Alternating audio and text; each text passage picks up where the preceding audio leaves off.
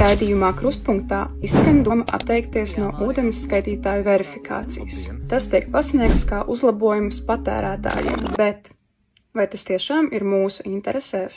Verifikācijas nozara gadiem ilgi nodrošina, lai tavs skaitītājs rāda godīgi, lai tu nemaksā par ūdeni, ko tu neesi patērējis. Tā ir praktiska patērētāja aizsardzība visā Eiropā. Ekonomikas ministrija kopā ar PTAC apzināti nosūtīja bojātus skaitītājus visām Latvijas laboratorijām un tikai uz vienu konkrētu laboratoriju Lietuvā, to pašu, kas akreditē Axioma ultraskaņas skaitītājus. Jā, tos pašus Axioma skaitītājus, ar ko plāno aprīkot gandrīz visus dzīvokļus Rīgā. Kāpēc tieši šī viena laboratorija Lietuvā?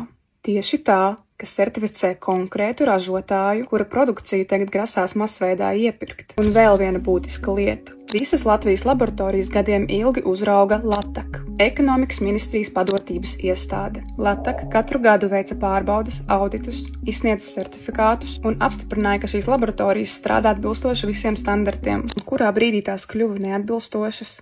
Kad tas notika un kur ir tam objektīvs pamatojums?